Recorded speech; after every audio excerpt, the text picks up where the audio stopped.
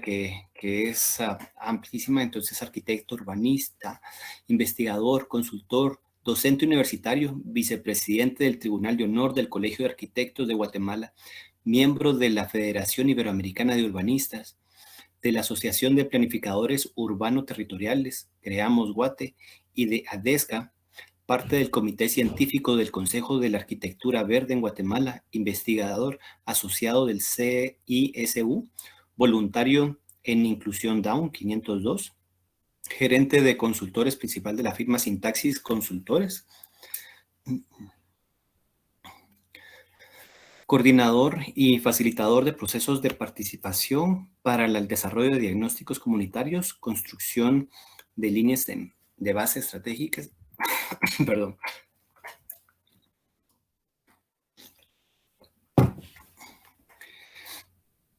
Estrategias de propuesta de modelos territoriales con capacidad para el procesamiento de datos, análisis, interpretación de resultados, visualización y territorialización de datos, diseño y planificación de proyectos urbanos y arquitectónicos. Vemos en que dentro de sus competencias está el pensamiento lógico y estratégico, innovación creativa, iniciativa, liderazgo y coordinación de equipos, planificación y organización, resolución de problemas, capacidad de desarrollo en ambientes multidisciplinarios, trabajo con base de evidencias, gestión y orientación de resultados.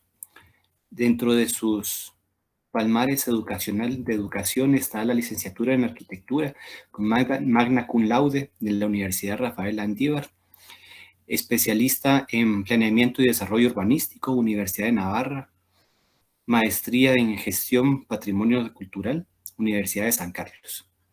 Y bueno, pues entonces este es el arquitecto Mario Noel Mancía, y bueno, diferentes publicaciones, ¿verdad? Y así que Mario, pues muchísimas gracias por tu aporte, y estimados alumnos, pues deseo que aprovechen al máximo pues esta clase. Así que Mario, te dejo ahí ya en el uso de la palabra. Bien, pues muchas gracias, Lick. Como les comentaba, para mí, pues, estar de vuelta en las andadas de la docencia es muy gratificante. Realmente he compartido en Landívar por más de 12 años de docencia y pues eso ustedes saben, es como un feedback, ¿verdad? Es una retroalimentación en ambas vías. Y pues hoy básicamente, lejos de presentarles una clase magistral, me gustaría que esto fuera un poquito más como un conversatorio, ¿verdad? A partir de algunas slides que les voy a presentar. Y para iniciar me gustaría conocer pues a mi público, ¿no? O sea, quisiera que me contaran brevemente su nombre, su profesión y pues el área en el que ustedes se desarrollan día a día para saber más o menos por dónde puedo irme. Así que si gustan, no sé, primero con las damas, para presentarse, por favor.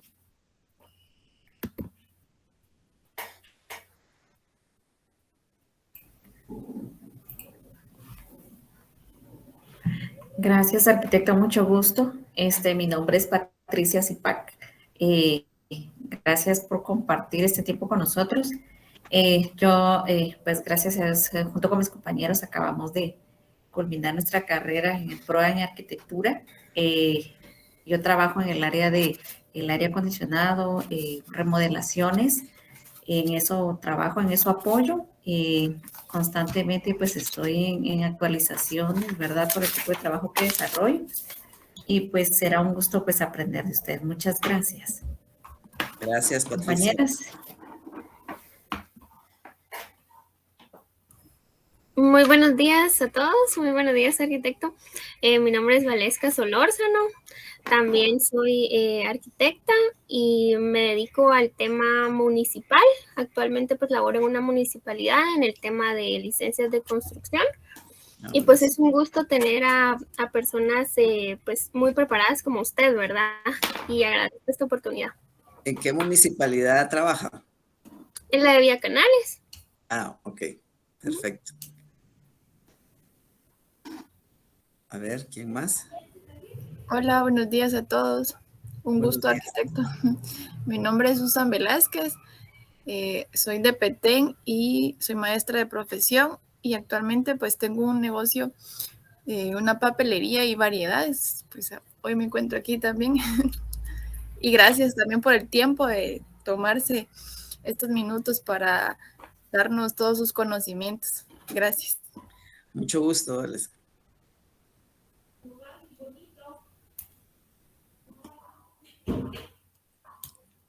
Mucho gusto, arquitecto. Mi nombre es María de los Ángeles. Yo, pues, arquitecta también de profesión y me dedico actualmente al diseño y mantenimiento hospitalario. Muy bien. Ok, gracias. Siguiente, por favor. Hola, buenos días. Mi nombre es Carolina Segura. Soy dibujante de profesión y al igual que mis compañeros, culminamos el PROA en arquitectura. Por el momento no estoy laborando, pero es un gusto poder escuchar su charla. Gracias, también en mí. Siguiente.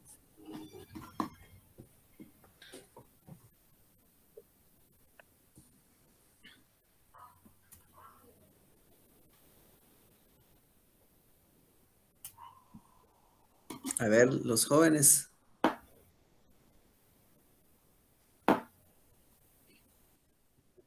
Buenos días.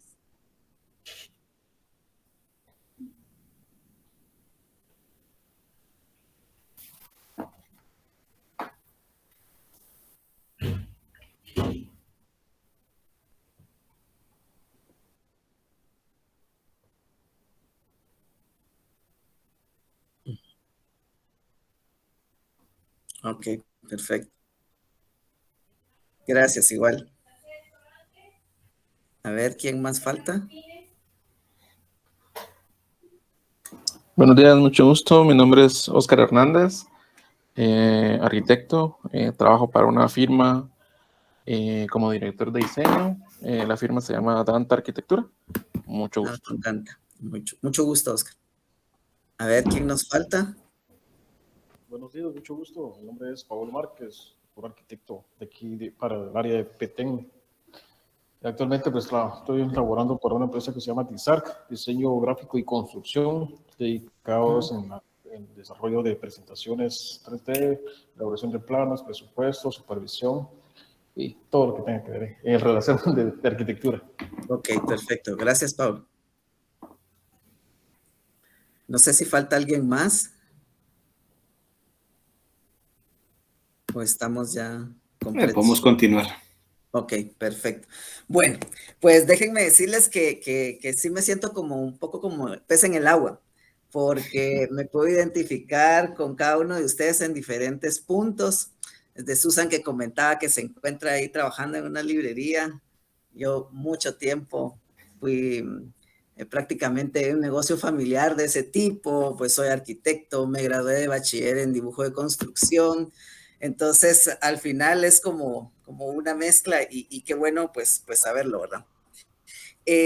Yo quisiera iniciar la charla, la presentación del día de hoy, pues haciéndoles una recomendación, pero antes de la recomendación, pues felicitarlos por haber prácticamente concluido la carrera. Es una carrera muy bonita, muy sacrificada, pero si ustedes se encuentran al final como ese feeling por un área específica, pues se la van a disfrutar. Y no hay mejor cosa que a uno le pueda pasar, es que le paguen por hacer lo que a uno le gusta. Entonces, eso creo que es sumamente importante. Entonces, yo les voy a dar una recomendación para que vean. Ahorita les voy a pasar un fragmento, solo como para dejarles ahí la curiosidad. Una película, yo se las puedo compartir a través del link si ustedes no la encuentran. Es un poquito como difícil, principalmente que si no está subtitulada, porque es una película italiana que se llama Manos sobre la ciudad o Manos a la ciudad, ¿verdad? Es una película pues antigua, pero que si ustedes la ven... Le decimos clásica, ¿no, hombre? Es una película clásica, de corte muy clásico, desarrollada en Italia, pero que básicamente refleja, desafortunadamente, lo que está sucediendo acá en Guatemala y en muchos países de Centroamérica y de América Latina, me atrevería a decir, y que tiene que ver realmente con el derecho de la ciudad.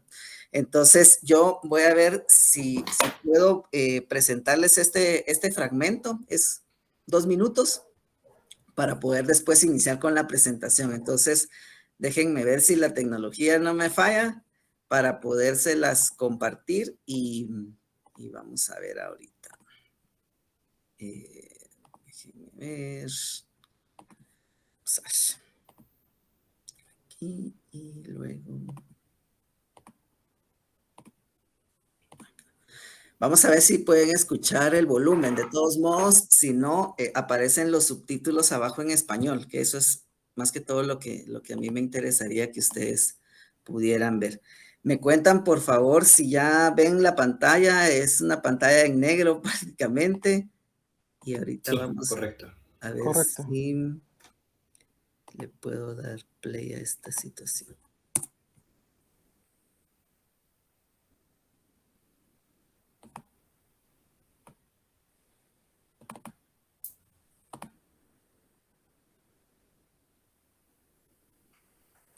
¿Ven ya las imágenes? Sí. Correcto, con todo el volumen. Sí. Ok, perfetto. Lo so che la città sta là e da quella parte sta andando perché il piano regolatore così ha stabilito. Ma è proprio per questo che noi da là la dobbiamo far arrivare qua. Se ti pare una cosa facile, e cambiamo il piano regolatore. Che cosa? E poi cambiamo il piano regolatore. Non c'è bisogno. La città vai là e questa è zona agricola. E quanto la puoi pagare oggi? 300, 500, 1000 lire al metro quadrato? Ma domani questa terra, questo stesso metro quadrato, ne può valere 60, 70 mila e pure di più. Tutto dipende da noi. Il 5000% di profitto. Eccolo là. Quello è l'oro oggi. E chi te lo dà? Il commercio, l'industria, l'avvenire industriale del mezzogiorno, sì. Investi i tuoi soldi in una fabbrica, sindacati, rivendicazioni, scioperi, cassa malattia. Ti fanno venire l'infarto queste cose. E invece niente affanni e niente preoccupazioni. Tutto guadagno e nessun rischio. Noi dobbiamo fare solo in modo che il comune porti qua le strade, le fogne, l'acqua, il gas, la luce e il telefono. Dove dirigere l'espansione della città? Il problema è stato lungamente dibattuto. Alla fine una commissione di urbanisti e di esperti appositamente creata ha scelto la zona a nord della città, dove ora c'è soltanto una squallida estensione di terreno. Il comune porterà strade, acqua, luce e gas e tutte le altre indispensabili opere pubbliche. Ed è per questo che il nostro partito si è tanto battuto per ottenere dal Parlamento l'assegnazione di un fondo speciale per i bisogni della nostra città.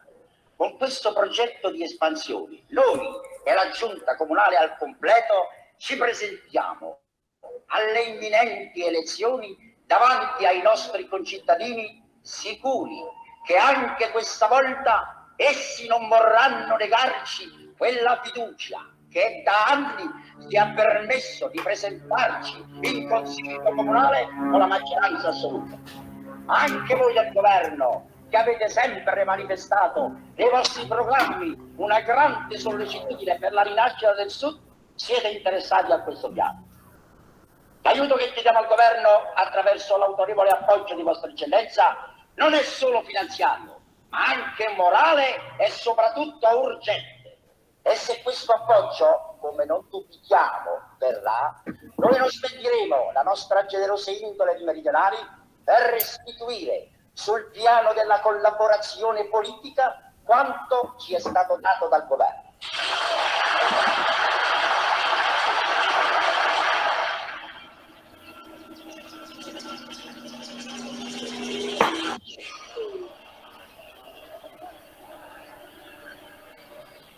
Eccellenza, in vista delle elezioni questo volo può preludere in Consiglio Comunale ad un'alleanza tra il centro e la destra?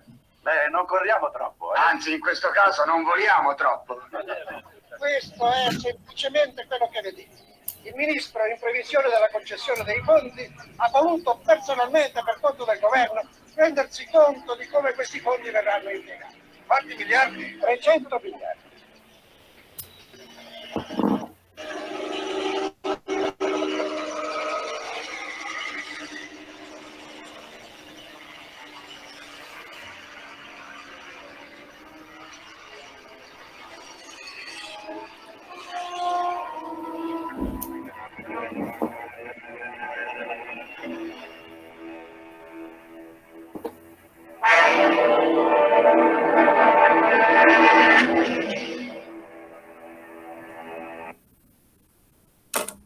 Bien, como les dije, era la intro de la película que quería compartirles. Si ustedes están interesados en verla, es un largometraje prácticamente, pero es un tema de mucha actualidad. Esto es el desarrollo urbanístico de una zona de Italia alrededor de los años 50, 60, y pues una población de alta densidad, ¿verdad? Un territorio de alta densidad. Así que yo se las puedo compartir a través del licenciado Echeverría para que la tengan y quizás con unas palomitas o una chelita o algo así la pueden ver y pueden sacar ahí algunas deducciones. Que me gustaría realmente con esta intro que ustedes pudieron ver, preguntarles cuáles son sus reacciones desde una perspectiva de arquitecto, ¿verdad? O desde una perspectiva propiamente del ciudadano de a pie. ¿Qué ven? ¿De qué creen ustedes que trata toda esta, o va a tratar esta trama en la película? ¿Cuáles son esos puntos de énfasis para los cuales podemos tener una breve discusión relacionados con esto? Entonces, algunas primeras reacciones por parte de ustedes de esta intro de la película.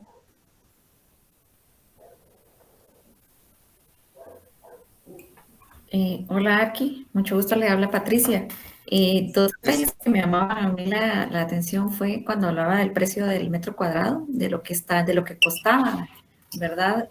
Así viéndolo pareciera que no tenía mayor valor, pero si le aplicaban como las estrategias y se ponían, pues llegar a un acuerdo, hablaban de poder darle el uso correcto a la tierra y no meterse como al rollo de la situación de las fábricas y que los sindicatos y todo lo que le podría provocar, pero viéndole el uso de metro cuadrado, sabiendo invertir en la tierra. Eso me llamó la atención y cómo exponía delante de todos los inversionistas o todos los involucrados, ¿verdad? Ya vemos gobierno, entidad privada, todos los que estaban en esa reunión y cómo lo exponían, ¿verdad? Así muy futurista y creyendo que se iba a hacer, porque realmente todo estaba a nivel de maqueta, pero quien lo compartía estaba convencido de que eso era como el boom de la época y que iban a lograr un buen resultado. Y pues creo que todos estaban expectantes, según se miraba en los rostros, ¿verdad? Es una peli, pero eso es lo que yo logro captar. Ok, gracias Patricia, muy amable. ¿Alguien más? Un comentario muy romántico por parte de Patricia respecto a la película. Porque si tiene la oportunidad de concluirla, va a ver que las cosas no son tan románticas como usted las plantea. A ver, ¿alguien más? Sí, yo considero que a pesar de que la película ya tiene sus años, es una situación que todavía se vive hoy en día. Está la expectativa por parte de un desarrollador que quiere hacer un proyecto de inversión, pero por contraparte imagino que va a estar quien pues, habita actualmente la tierra y por ahí causa algún tipo de conflicto, aunque se quiera algún tipo de desarrollo en pro de la ciudad, ¿verdad? Ok, gracias Oscar. ¿Alguien más? Pues yo lo que vi es de que en ningún momento sale alguna mujer involucrada en estos aspectos. Bueno, tal vez porque en la época que fue realizada todavía se vivía eso y que cuánto ha costado hasta hoy en día que una mujer pues tenga el estudio y la preparación para estar acá, ¿va? Entonces, eso fue lo que más noté. Ya. Echó en falta la presencia femenina. ¿Alguien más?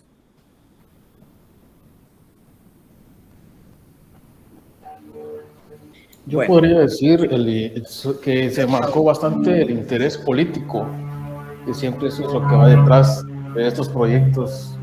No vemos los intereses económicos detrás de esto.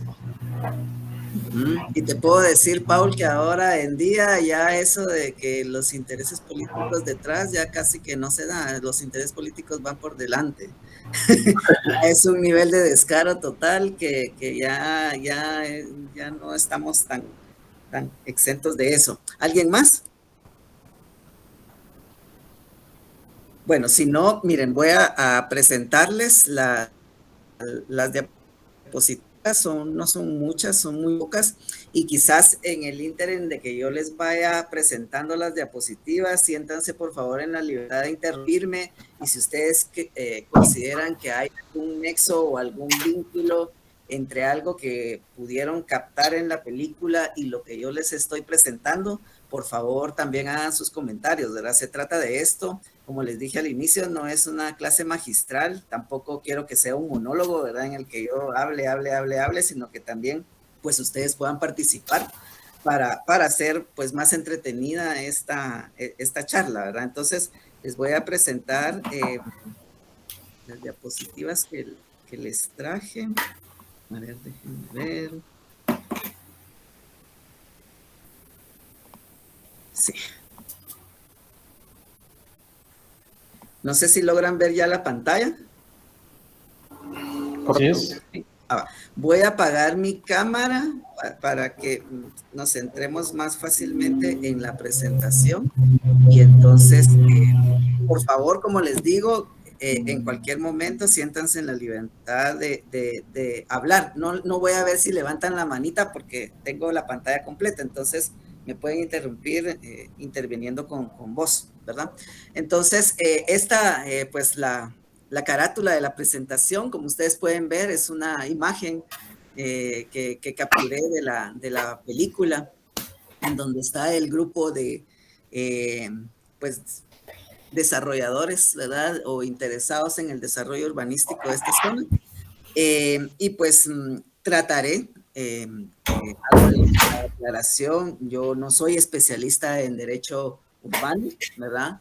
Mi línea va más en el tema de la planificación, pero ustedes pueden ver que es un tema que todos los arquitectos no debemos dejar por un lado, ¿verdad? O sea, siempre tienen que ir de la mano. Entonces, la idea de hoy es realizar algunas aproximaciones, identificar algunos retos y desafíos en cuanto a esta temática.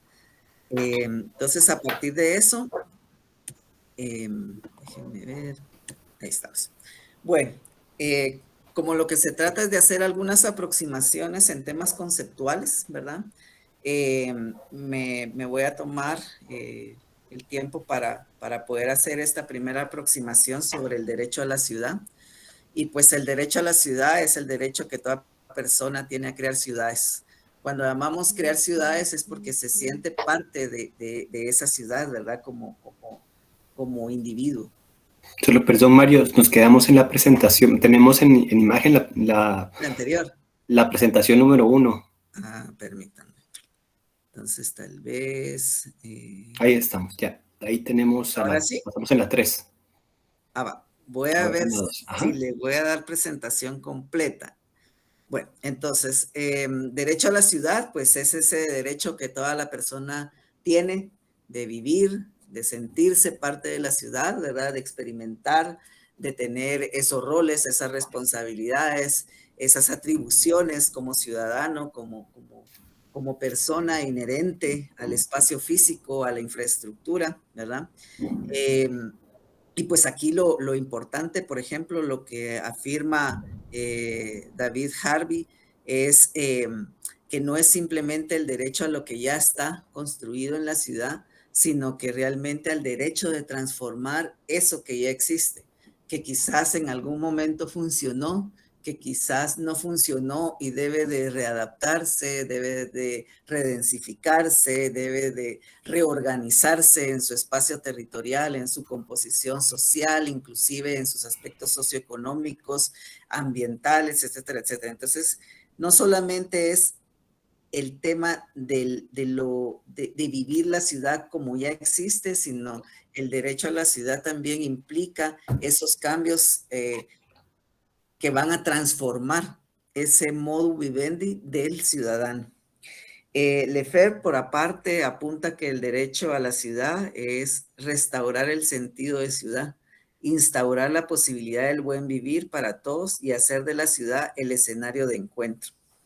Esto, aunque suene muy utópico, ¿verdad? Realmente es considerar las posibilidades de mejorar la calidad de vida de las personas que habitan un territorio, que habitan una ciudad, que habitan una comunidad, que habitan una aldea, ¿verdad? Porque el sentido de apropiación, de sentirse identificados con ese territorio, con esa comunidad, eso ya es un componente del derecho a proteger, del derecho a querer, del derecho a manifestar, del derecho a querer transformar y mejorar las condiciones que le ofrece ese territorio a las personas. Voy a pasar a la siguiente diapositiva y me dicen, por favor, si se cambió. ¿Sí? No. No. Bueno, entonces, creo que el problema es este. ¿Ahora sí? Sí.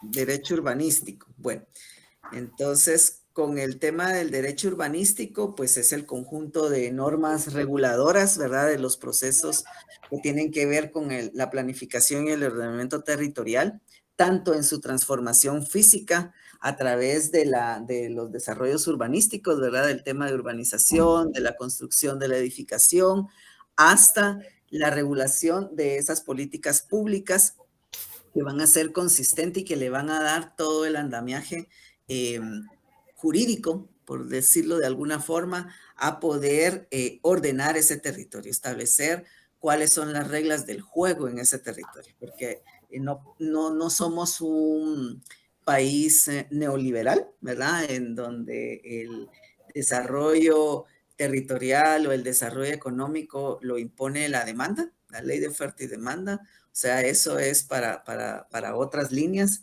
Realmente el tema de la planificación y el ordenamiento territorial tiene que estar regulado, ¿verdad? O sea, las reglas claras, así como cuando ustedes van al IRTRA, ¿verdad? El IRTRA tiene sus propias reglas, sus propias normativas, protocolos para cumplir y uno en el IRTRA las cumple. Sale del IRTRA y entonces ya tira la basura, ya se comporta de otra manera.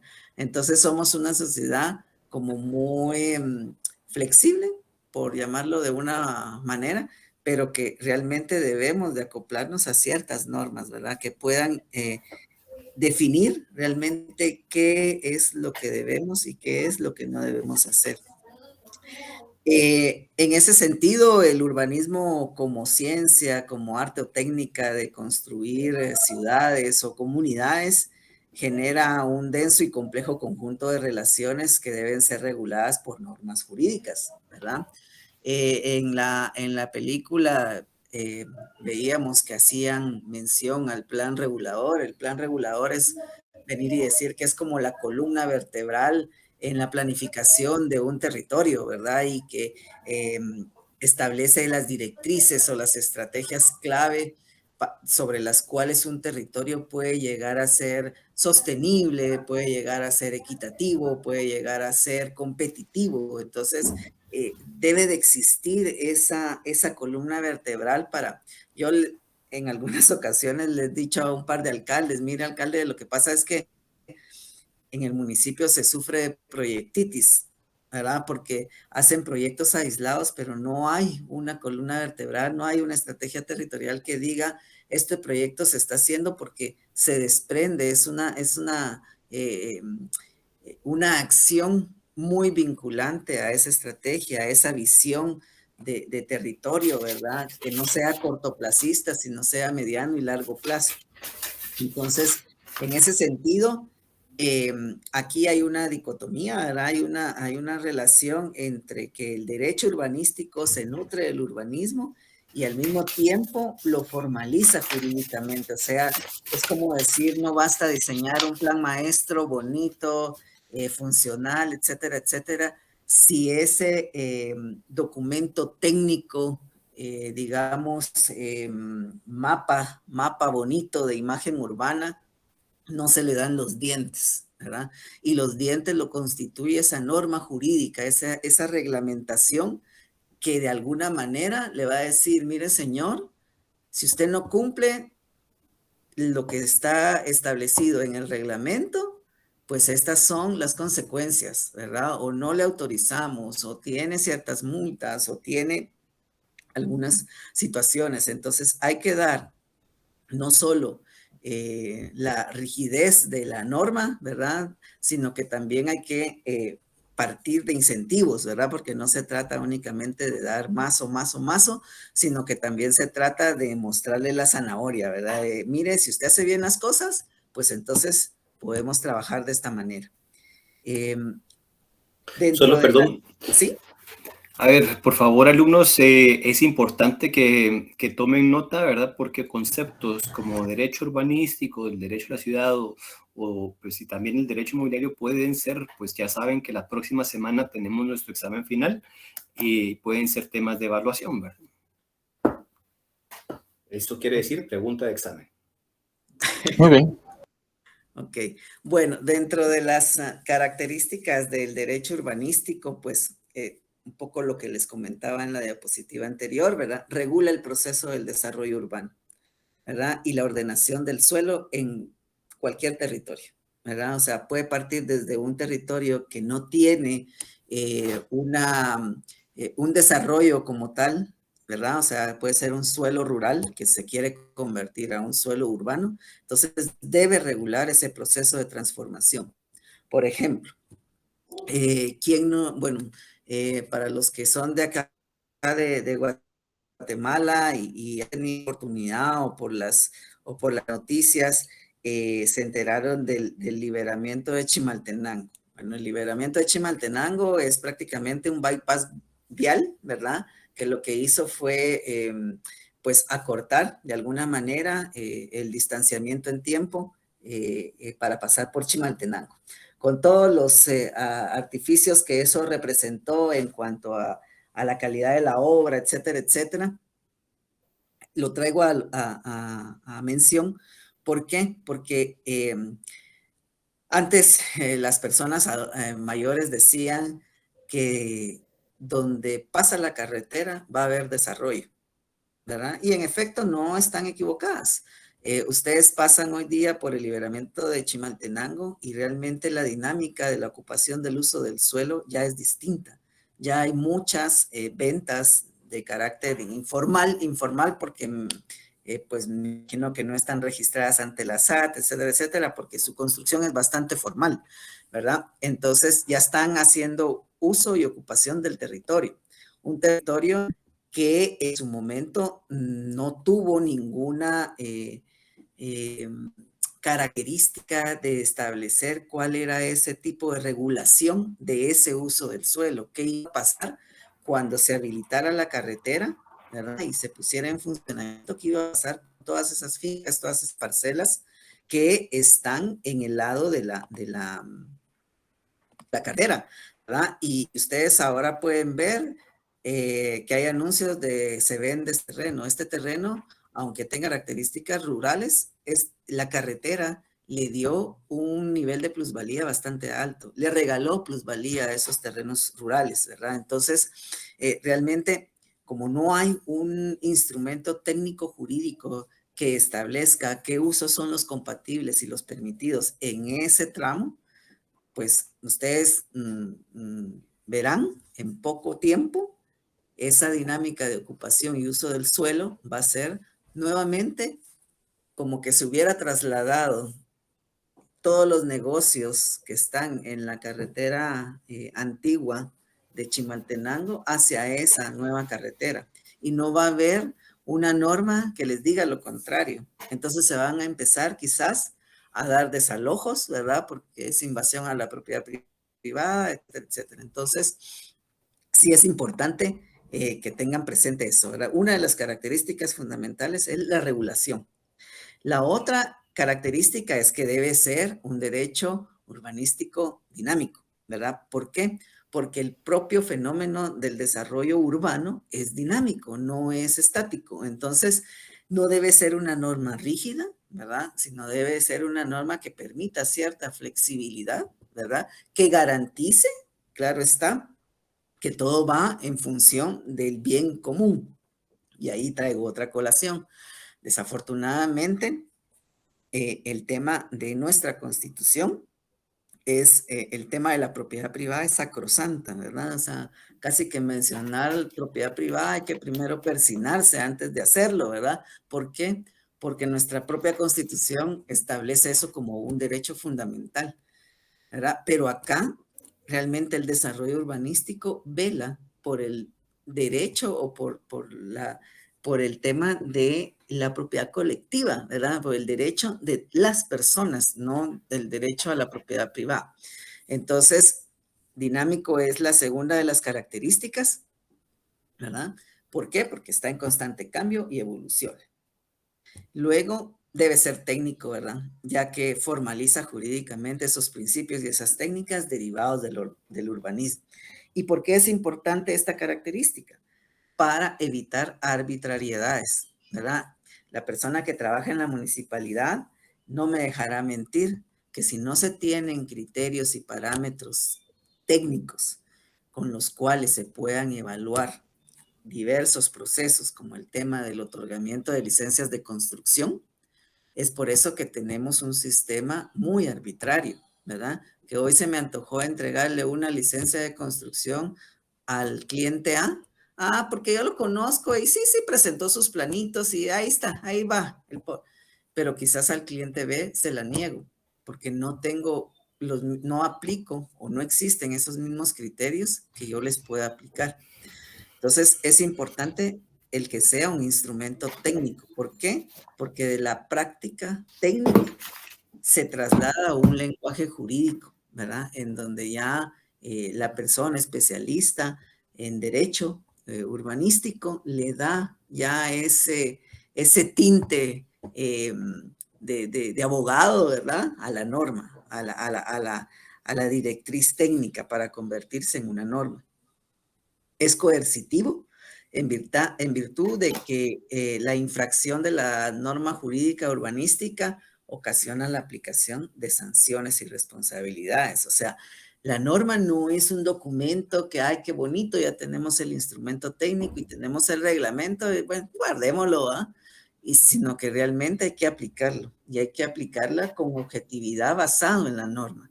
Y si se incurrió en infracción, tiene que ser sancionado. O sea, habiendo norma, no se puede, aquí tal vez Carlos me ayuda, no se puede alegar desconocimiento de la norma. Porque Correcto. que no la quiera leer es otra cosa, pero si existe, no hay para dónde, no hay una situación que yo pueda objetar, es que no sabía. En cambio, al no existir una norma, entonces se crean esos vacíos y ahí es donde ya se generan todas las tranzas, ¿verdad? Es de previsión y planeación, ya que pretende regular el desarrollo urbano por la vía de la ordenación planeada para evitar el caos. ¿Qué pasa en nuestras ciudades, en muchos de nuestros municipios, tanto del área central como en Petén, no me dejarán mentir, ¿verdad?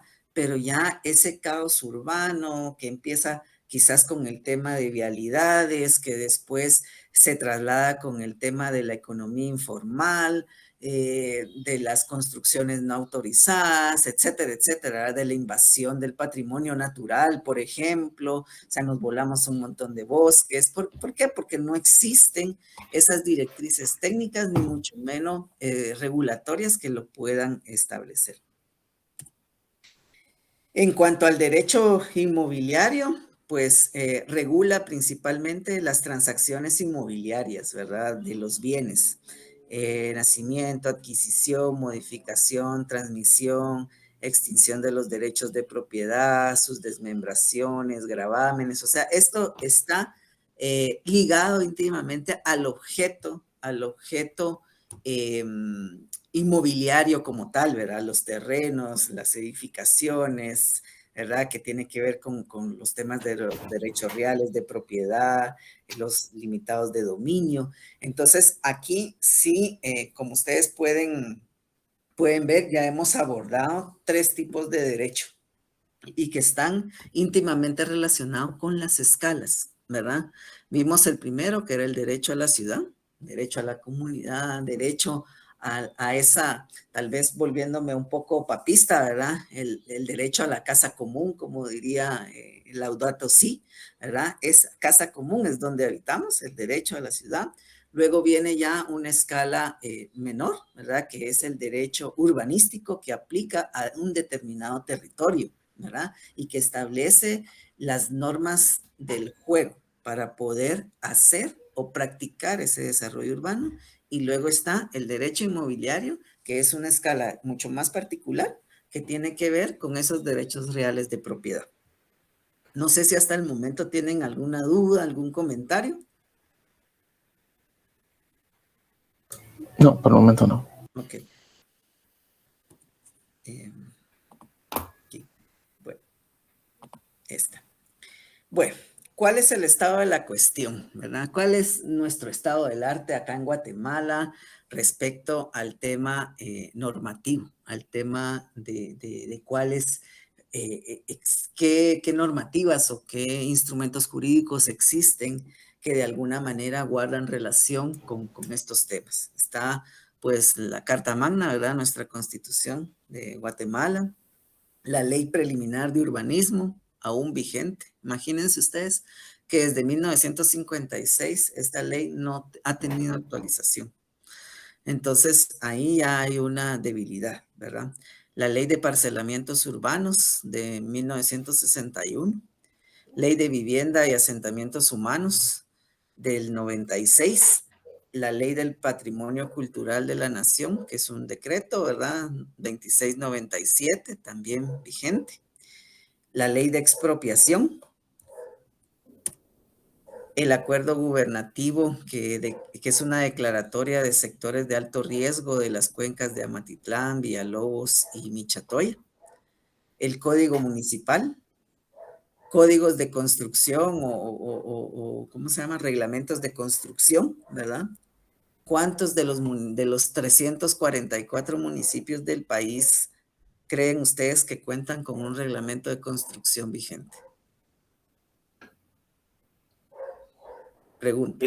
Es pregunta, chicos. Es como tal vez un 60%. 60%. O por menor a eso. Ajá. Ya, ¿alguien que dé más o menos? Yo calculo que tal vez no pasa de un 50, un 40, ajá. Sí, son muy pocos, muy contados, ¿verdad? Por eso es que ustedes, por ejemplo, qué sé yo, llegan a un municipio, a ver, de Petén, y quieren construir, prácticamente lo pueden hacer libremente, sin ningún tipo de guía, o mire qué tengo que hacer, o mire, tengo que contratar a un arquitecto, o mire, le puedo decir a mi cuñado que es albañil, que me lo construya, y perfectamente lo pueden hacer.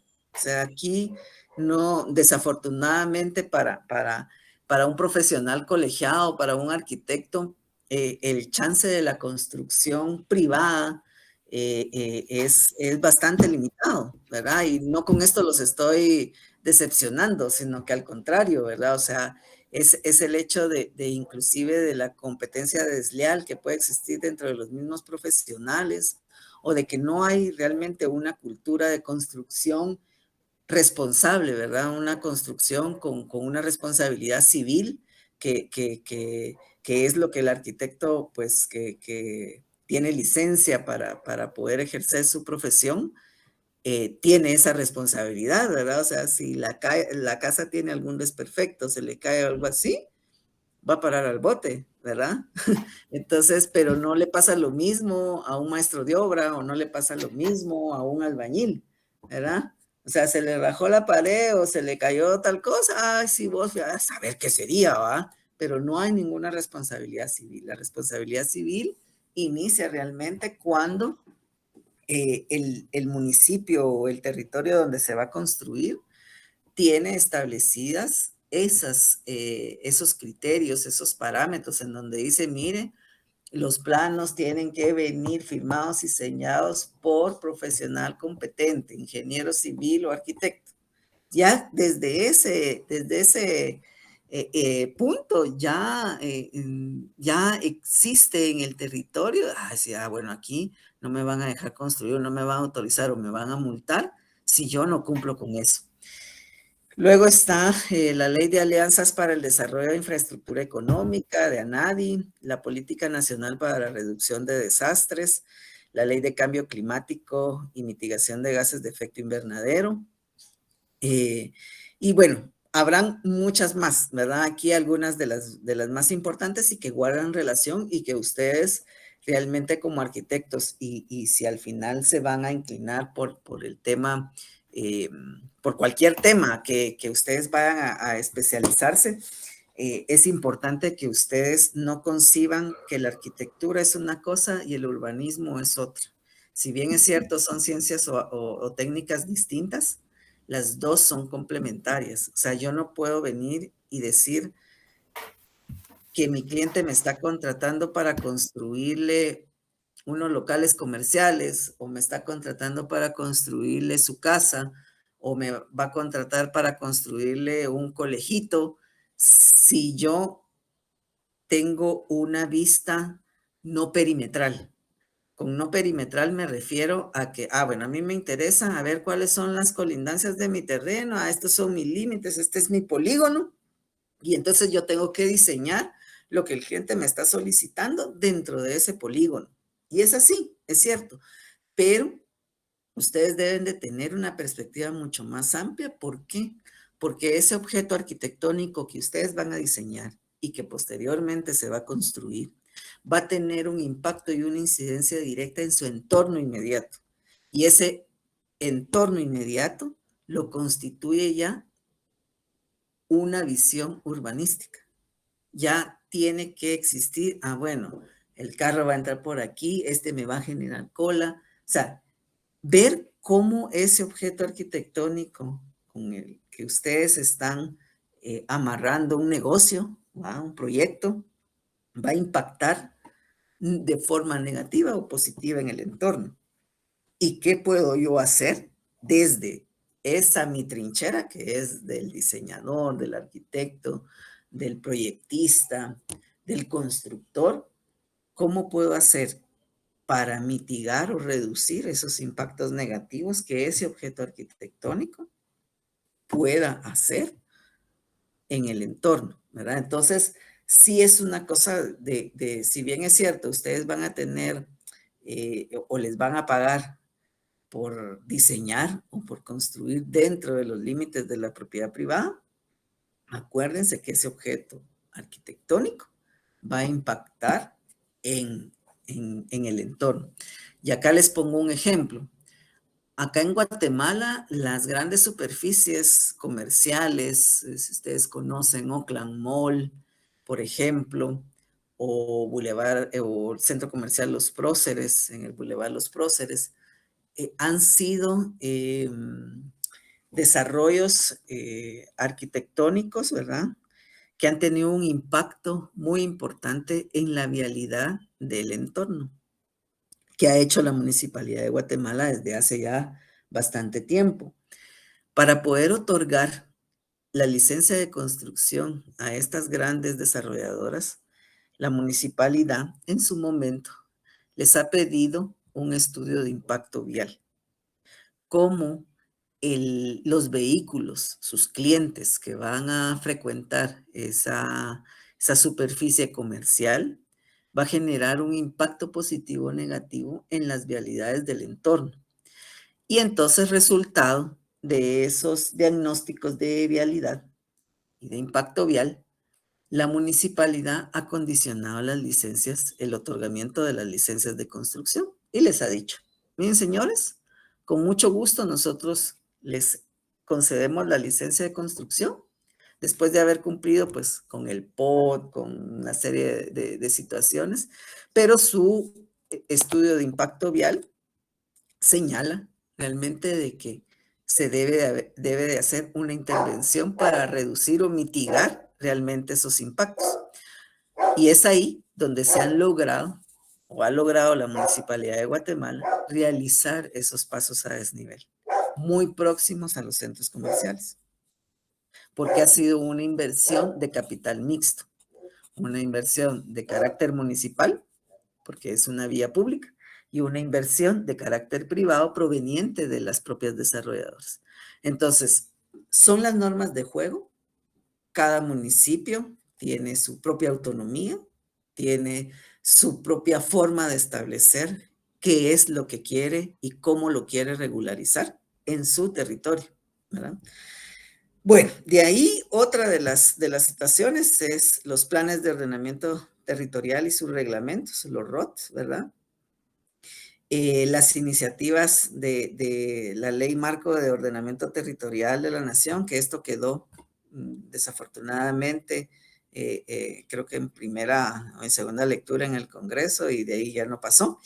Pero de igual forma, así como los reglamentos de construcción, ¿cuántos planes de ordenamiento territorial con reglamento creen ustedes que existen de los 344 municipios? A ver. Uno. ¿Cuál? La ciudad de Guatemala. A ver, ¿qué otro? ¿Solo uno? No, hay varios intentos de implementación, por ejemplo en Misco, Villanueva, pero el más adelantado era Villanueva, pero quedó detenido en el 2019, y Misco está trabajando en el suyo, pero todavía no se ve nada claro. A ver, ¿quién más? En el de Pinduria también están trabajando ahora. Tienen previsto sacarla a mediados de año también. Ajá, pero ya aprobados por Consejo Municipal y que estén implementados. Solo el de la capital. Solo el de la ciudad capital. Ok, bueno, ahí lo vamos a ver más adelante. Bueno, miren, a mí esta caricatura me fascina a ustedes, porque realmente, no sé si la ven o quieren que amplíe la pantalla. Es que al no poner, vamos a ver aquí. Tal vez solo al quitar la tabla de arriba, donde está archivo y todo eso. ¿Ahora cómo la ven? Igual. Igual. Ya, me voy a dejar de compartir y me voy a volver a meter. Es que a veces a mí me atropella la tecnología, ustedes, pero... ¿Ahora? Igual. Igual. A ver.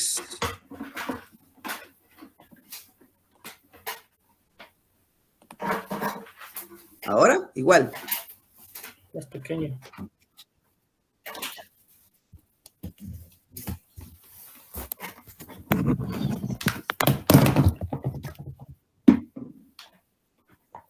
Sí, es esta, pero...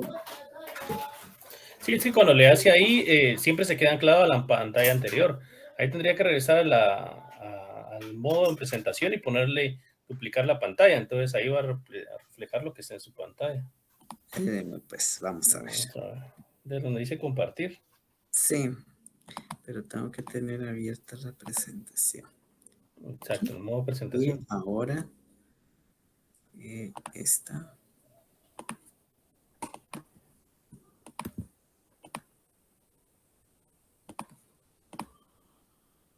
¿Y ahora? Se ve, pero igual pequeño. Ay, Dios, espérenme, pues. Y si solo... Yo creo que ahí está. Ajá, exacto, así. Ay, bueno. Y si no, la voy a ir bajando.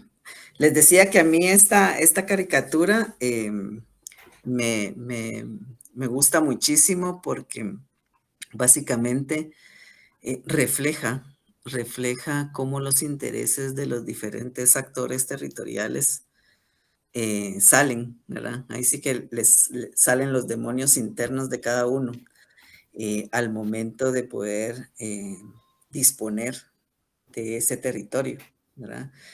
Como bien decían en la película, el desarrollo urbano es para ese momento, y creo que para el actual también es aplicable, es el oro, ¿verdad? ¿Se recuerdan de la fiebre del oro, de no recuerdo, años 40 creo yo que fue, pues el desarrollo urbanístico prácticamente se ha convertido como en esa fiebre de oro, ¿verdad? Porque subyace en eso todos los intereses y todas las, más que intereses, perdón, más que necesidad de los intereses de cada actor. Y ustedes ven ahí al granjero, ¿verdad? O al que tiene sus vacas, ven al pescador, ven al inversor, ven a la ecologista, ¿verdad? Ese sueño como idealista, o sea, ven al agricultor, quizás a algún técnico municipal, y todos están opinando en función de lo que están pensando, ¿verdad? O sea, las nubecitas es lo que ellos tienen por principio defender, ¿verdad? A capa y espada sobre esa repartición, si lo queremos llamar de alguna forma, esa repartición del territorio, ¿verdad? Y a ver del pastel cuál es la porción que me toca, y esperaría que sea la mejor, ¿verdad? O la más grande. Entonces, esta imagen es muy cotidiana en estos procesos de planificación, en estos procesos de toma de decisiones, en estos procesos de desarrollo urbanístico, ¿verdad? Entonces, porque ahí saltan las necesidades, saltan los beneficios, los intereses de cada uno, del gobierno central, del municipal, del sector privado, de la sociedad civil, de la academia, ¿verdad? Y que esto puede desencadenar en acciones directas o alianzas estratégicas, dígase público-privada comunitaria. Esta es una nueva, bueno, no nueva, tiene sus años, pero es un nuevo planteamiento que se da, ya no solo una alianza público-privada, sino también involucrar realmente a las comunidades donde va a tener incidencia o injerencia esas decisiones estratégicas que deriven de la alianza público-privada, ¿verdad? O sea, el territorio pertenece a las personas y al hábitat en general, ¿verdad? Entonces va a tener un impacto directo sobre eso. Entonces, hay algo muy importante también que se puede interpretar, no es que así sea en esta imagen, pero lo que pasa debajo de la mesa, ¿verdad? O sea, esas transacciones, esos acuerdos, esas situaciones de compadrazgo que se puedan dar, y existe, ¿verdad? Y se da. Entonces hay que tener como muy presente eso. Luego, cuando les hice la pregunta de cuántos planes de ordenamiento territorial, pues ustedes conocían o sabían que existían ya, como que prácticamente que no están en la etapa de formulación, pues están estos, ¿verdad? El de Guatemala tiene ya bastante tiempo. Quetzaltenango ha tenido sus problemas, ¿verdad? Sus impugnaciones. A la fecha hay algunas, inclusive se dieron algunas manifestaciones de algunas aldeas del municipio de Quetzaltenango que no estaban de acuerdo con el POT. La antigua Guatemala fue un POT que realizó una empresa española, IDOM se llama la empresa, millonadas le pagaron por un plan de ordenamiento territorial que ahora tiene que entrar a revisión por un equipo local. O sea, esa descontextualización, y sobre todo en un municipio donde pues está la ciudad patrimonio de la humanidad, ¿verdad? O sea, hay ahí un punto importante. Salcajá es si no estoy mal, es el municipio más pequeño del país, y quizás por eso no le ha ido muy mal al alcalde Ovalle.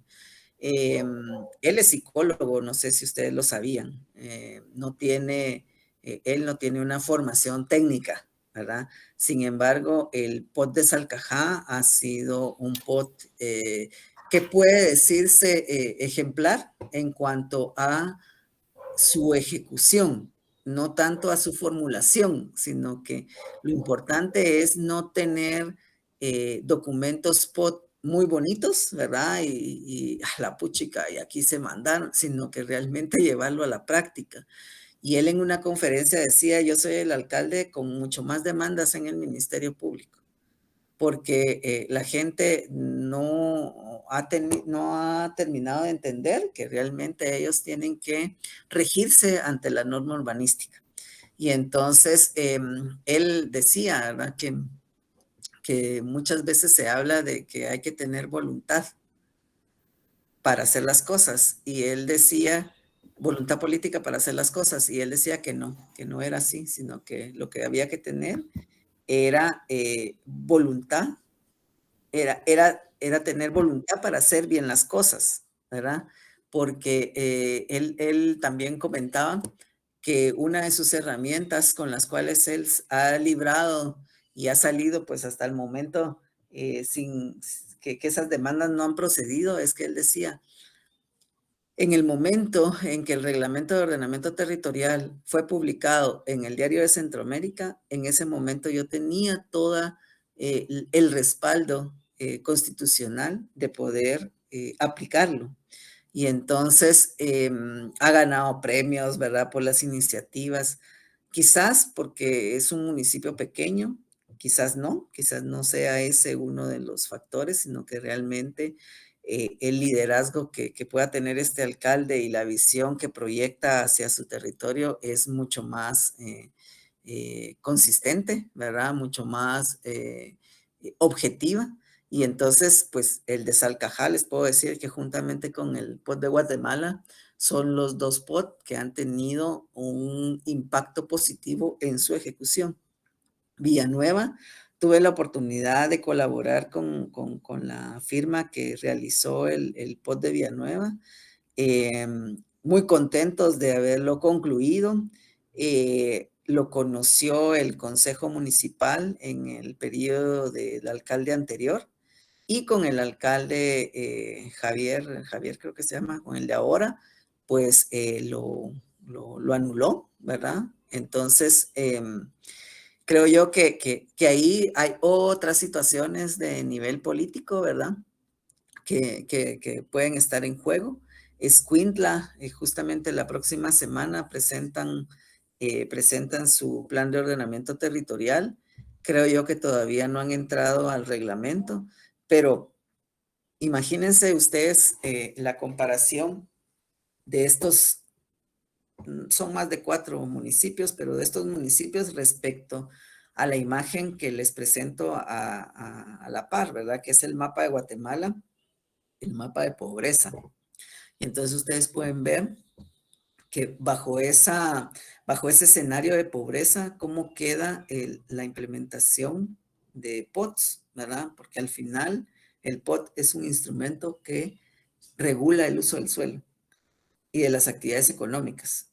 Entonces, por eso es que ese mapa va a permanecer así, o se va a poner más rojo en los próximos años, seguro, ¿verdad? Porque no existen esos instrumentos técnicos que puedan, y su aplicabilidad, que puedan mejorar este escenario. Acá, en esta otra diapositiva, están algunos instrumentos de gestión, ¿verdad?, que pues les enumero acá, que es el catastro, el YUSI, contribución por mejoras, y las licencias de construcción. Esas son como las más comunes, ¿verdad? Pero, por ejemplo, el catastro está íntimamente relacionado con el YUSI. Un municipio que no cuenta con una base catastral, es imposible que pueda generar ingresos a través del YUSI, porque ¿qué va a cobrar si no tiene una base catastral de todos los predios en su municipio, o por lo menos de la parte urbana? Contribución por mejoras, esos son pues arbitrios muy pequeños, pero que también generan ingresos al municipio. Las licencias de construcción también es uno de los rubros en los ingresos municipales importante, ¿verdad? Pero que pues quedan a la discrecionalidad de los municipios cuando estos no tienen reglamento de construcción que establezcan realmente cuáles son los criterios y los parámetros técnicos y las tasas inclusive que se deben de cobrar, ¿verdad? Sino que se dan a diestra y siniestra las licencias de construcción. Yo hice una encuesta en el 2020 y los desarrolladores urbanísticos sabían mucho, y esto les puedo decir que no da una buena lectura del ejercicio profesional, pero muchos de los profesionales que se dedican a la construcción o las propias desarrolladoras prefieren invertir en municipios donde no hay reglas claras. Fíjense ustedes cómo fue eso, ¿verdad? Porque no les ponen mayores requisitos. Sin embargo, hay un buen porcentaje, y principalmente profesionales del municipio o del departamento de Guatemala, que decían que ellos sí preferían invertir en desarrollo inmobiliario, en desarrollo urbano, en los municipios que tenían las reglas claras, porque ellos ya sabían qué tenían que cumplir.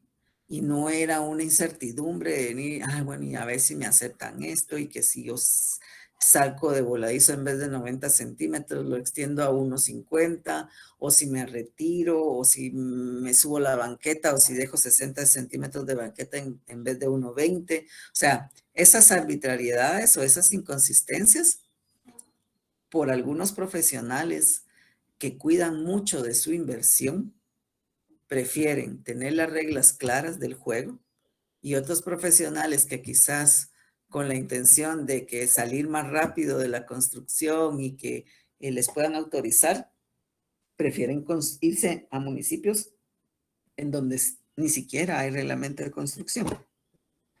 La recuperación de plusvalías, eso todavía aquí en Guatemala está en pañales. No se ha logrado identificar un instrumento, o quizás sí lo han identificado, pero no lo han logrado aplicar, en cuanto a, por ejemplo, cómo puede ese objeto arquitectónico diseñado y construido en un espacio urbano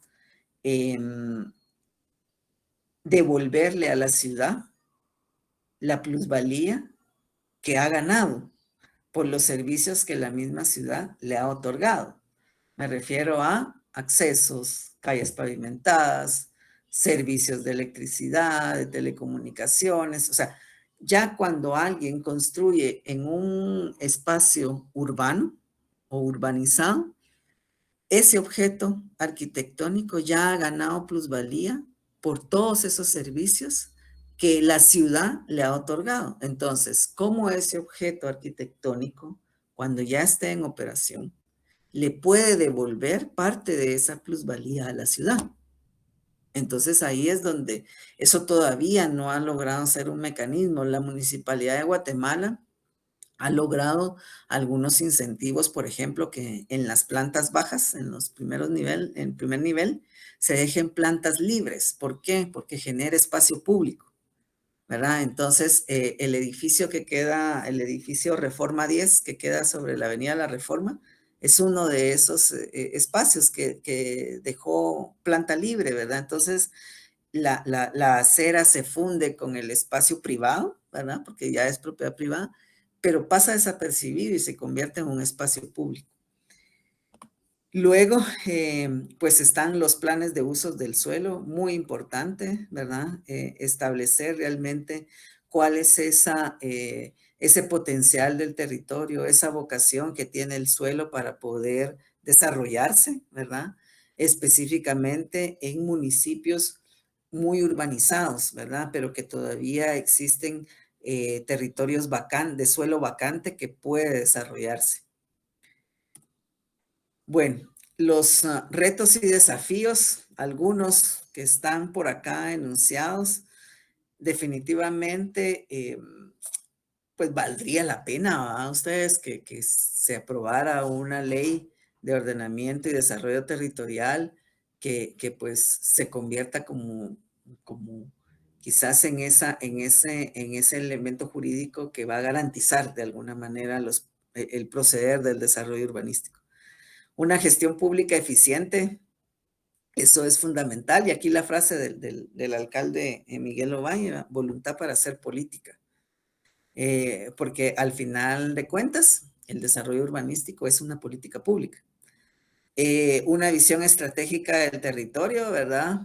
Visualizar a esos territorios como un territorio competitivo, como un territorio sostenible amigable realmente con lo que nos rodea, un territorio que busca la equidad, ¿verdad? Y la inclusión, ¿verdad? Eso podría también convertirse en ese reto importante y sobre todo el conocimiento del derecho, ¿verdad? Yo creo que eso es fundamental para saber realmente en dónde estamos caminando, ¿verdad? ¿Qué podemos obtener? ¿Qué podemos dar en el marco de la normativa, de la regularidad de estas condiciones, ¿verdad? Entonces, pues yo eso es lo que quería compartirles con ustedes. Dejaría ahí un espacio para alguna pregunta, algún comentario que ustedes quisieran compartir acá en esta presentación. Y pues lo dejaría ahí. Muchas gracias.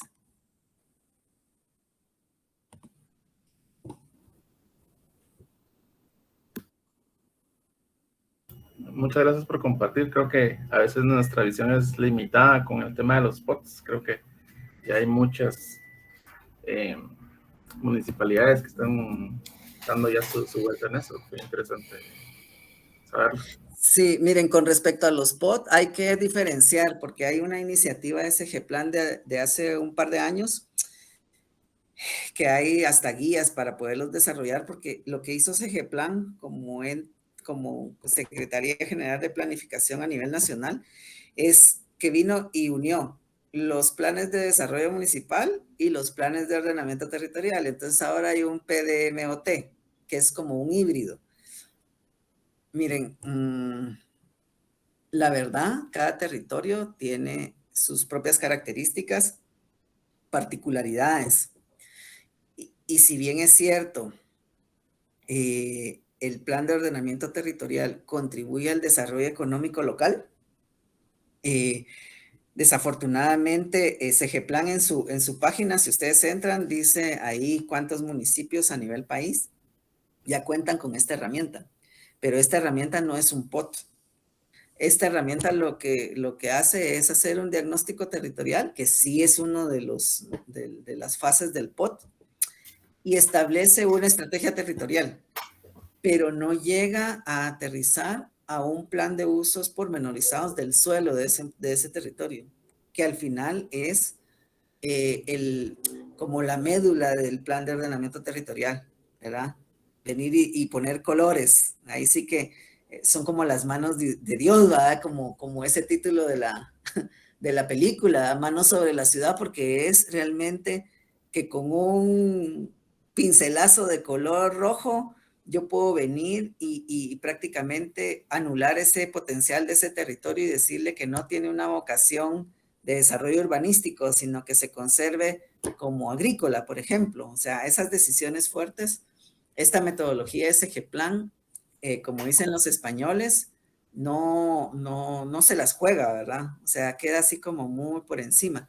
Pero sí, hay algunas ya iniciativas propiamente de planes de ordenamiento territorial que están en ejecución y que ustedes podrían, pues, verlas, ¿verdad? A ver cuál ha sido su punto. ¿Algún otro comentario? En el caso de Petén, igual que la semana pasada nos tocó exponer un poco sobre el tema del POT de acá.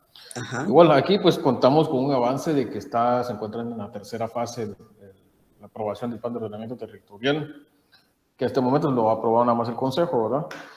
Pero igual viendo eso de que hay una guía, ¿verdad? Del SGPlan, la creación del PDM y todo eso, pues en fin, es un estudio bastante complejo para llegar a su aprobación y sí, la efectividad y la necesidad que cada departamento cuente con esto.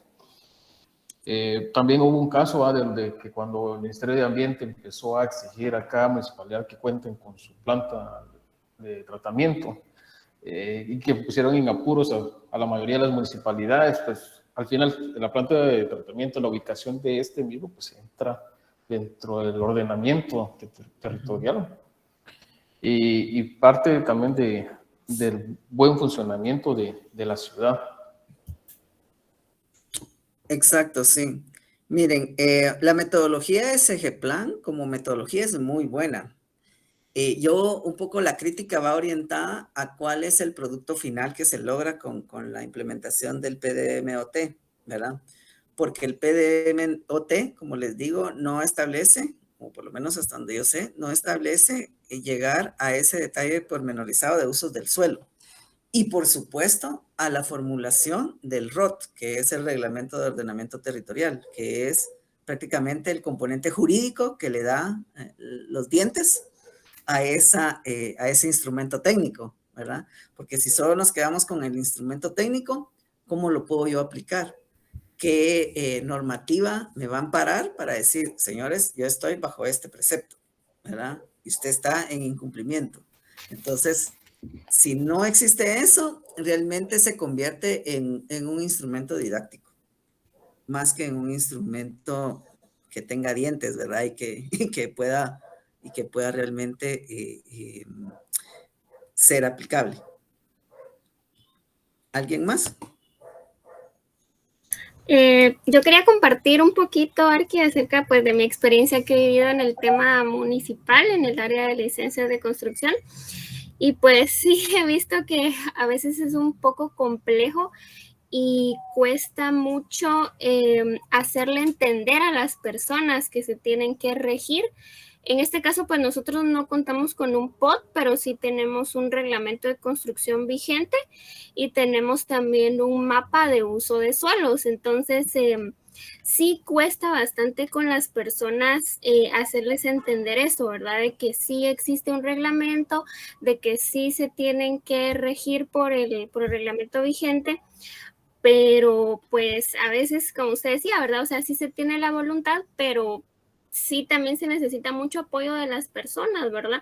O en este caso de que nosotros veíamos mucho los temas de las alineaciones, ¿verdad? En las construcciones. Entonces, muchas personas que construyeron ya hace muchos años atrás, donde tal vez pues no existía un reglamento aprobado, nosotros ahora hemos intentado regularizar todo eso, ¿verdad? De que las nuevas construcciones que se hagan, pues sí estén alineadas, sí vayan conforme el reglamento, pero las personas pues siempre dicen, no, pero ¿por qué a mi vecino sí le dejaron hacer esto? ¿Por qué a mí no?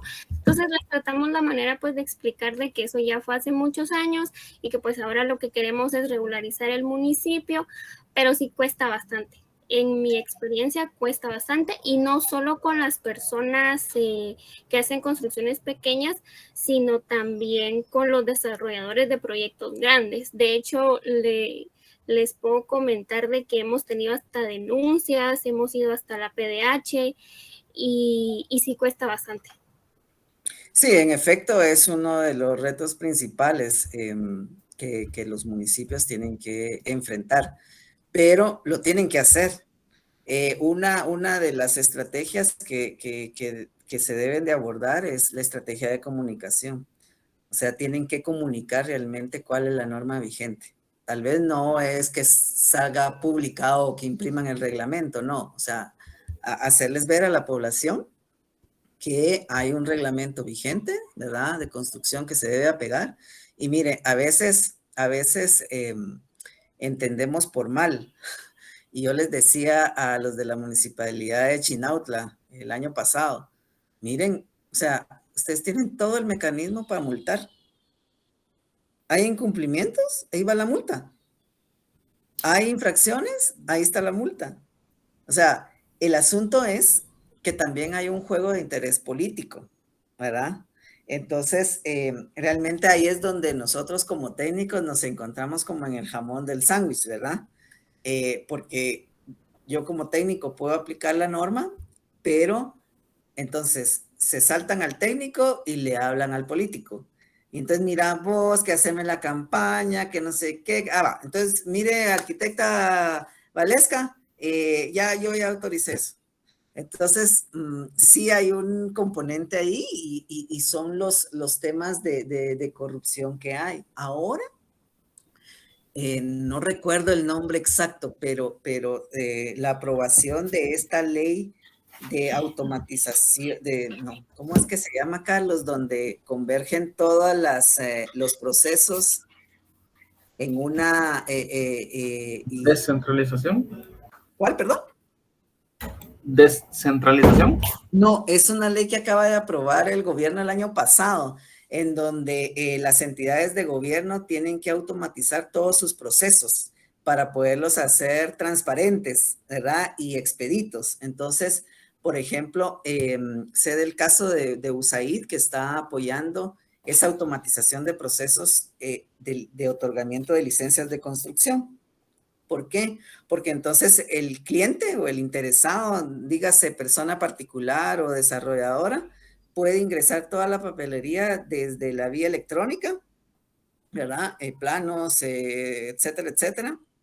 Y entonces el sistema de automatización lo que hace es hacer un checklist, revisar, etcétera, etcétera. Entonces, como cuando ustedes piden su carencia de antecedentes judiciales, que lo pueden hacer en línea y le dice en qué proceso va, en qué etapa va su proceso y hasta que le dicen que ya fue emitido y que se le asignó, que se le envió por correo electrónico.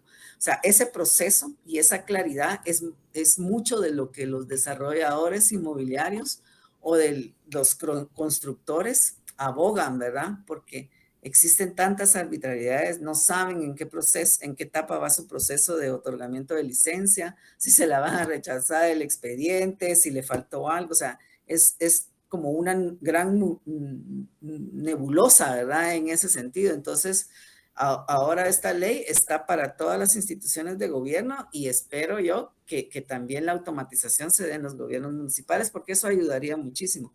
Pero sí es uno de los grandes desafíos que enfrentan las municipalidades, ¿verdad? Sobre todo cuando tenemos jefes políticos que son muy corruptibles. Entonces, ahí el trabajo del cliente es mucho, del técnico es mucho más cuesta arriba. ¿Alguien más?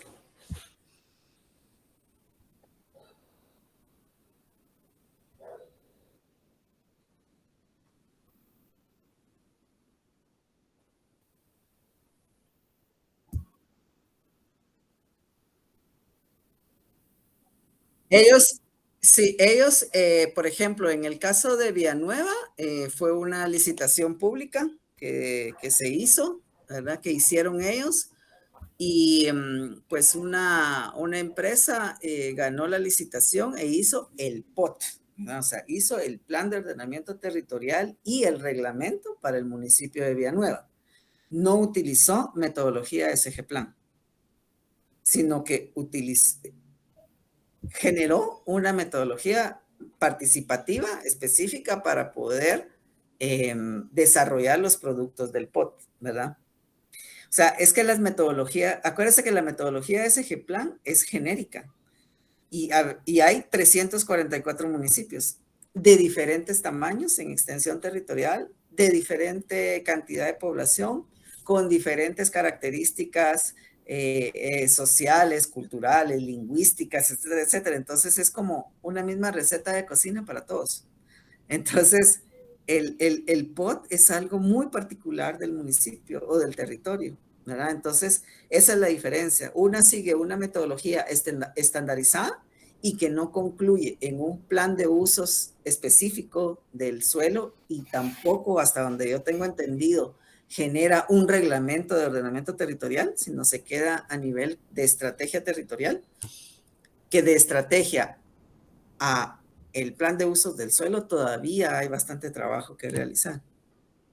Esa es básicamente la diferencia.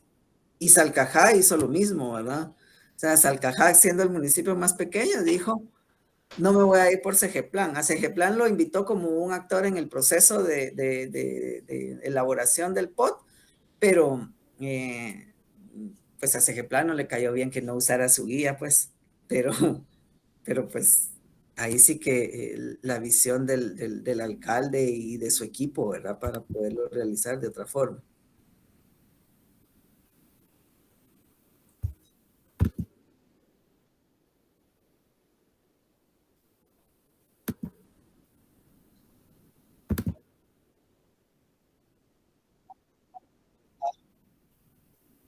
Sí, ese es con la metodología de SG Plan. Miren, yo no les estoy diciendo que eso es malo. O sea, eso es un gran paso, porque de no tener nada a tener ya.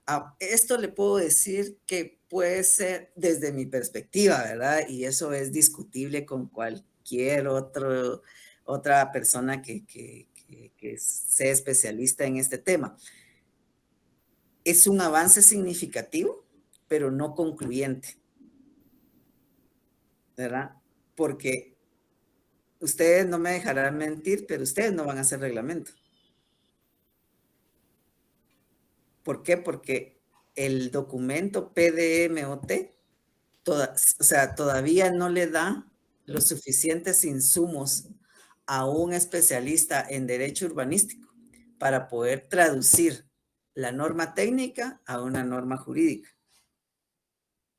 ¿verdad? Porque, por ejemplo, en el municipio de Poctún, llegar a definir por predio o por manzana el uso que se le va a destinar a ese territorio, el PDMOT no lo llega a hacer.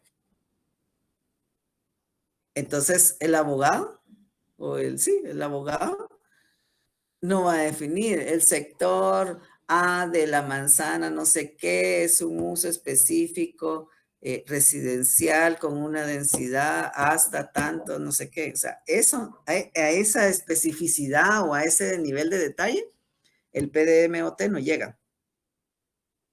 Pero sí ya le da las bases para poder plantear un plan de ordenamiento territorial como tal, con su reglamento. Porque ustedes actualmente van a concluir con un documento que es el Plan de Desarrollo Municipal y Ordenamiento Territorial sin ningún reglamento. Y ahí es donde yo veo que existe el vacío, porque ¿cómo va a ser la corporación municipal o dígase los técnicos para poder aplicar ese instrumento técnico que ustedes están elaborando? ¿Ah? Si existiendo una normativa, ¿verdad? Un reglamento, la gente lo incumple, imagínense no existiendo. Entonces ahí es donde veo yo el asunto. Como le digo, metodológicamente está muy bien y es como para uniformizar. Pero yo le digo, en algún momento, si ustedes tienen curiosidad y descargan los que antes se llamaban solo planes de desarrollo municipal y que tenían una vigencia, y al azar abren el plan de desarrollo del Jícaro con el plan de desarrollo de Santa Lucía, Utatlán en Sololá. El Jícaro es en Progreso y el otro es en Sololá. Y ustedes los ven y los comparan. Es prácticamente la misma cosa. Y eso es lo que hace una metodología estandarizada. No entrar a una profundidad de detalle de la caracterización específica de ese territorio. Entonces, decía uno, y después se daba cuenta que el especialista o el técnico de SG Plan era el mismo que había realizado el del Jícaro, el que realizó el de Santa Lucía Utatlán. Entonces, ahí es donde se ve esa homogeneidad, ¿verdad? Que yo sí particularmente le critico a SG Plan, ¿verdad? Pero sí, por ejemplo, la fase de diagnóstico que establece esa metodología, ustedes la desarrollaron de manera participativa, conociendo bien su territorio, no teniendo tanta incidencia de la parte central que es SG Plan y todo, tienen ya una base muy importante de cómo está, qué necesidades tiene, cuáles son las fortalezas y potenciales de ese territorio para poder realizar la estrategia territorial, ¿verdad? Ahora, si fue un diagnóstico así como de estos médicos del ICS que tienen que atender 25 casos diarios y solo le dicen a uno, ¿qué siente? Ahí es donde existe el punto de quiebre de un documento técnico que proporcione insumos valederos y uno que no.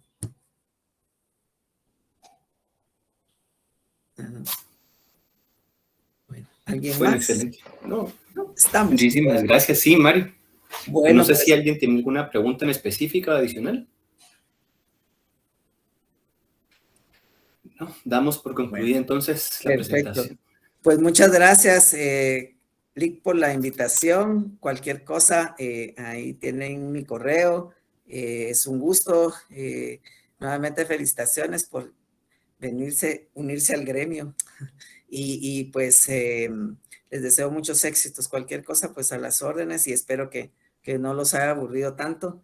Y pues quedamos en contacto. Que Gracias, estén muy Mario. bien. Bueno, Gracias. Gracias, arquitecto. Muy amable. Adiós. Bueno, excelente. Entonces, continuamos siempre con la presentación que teníamos pendiente para que porque ya nos está tomando el tiempo. Y así que, por favor, adelante.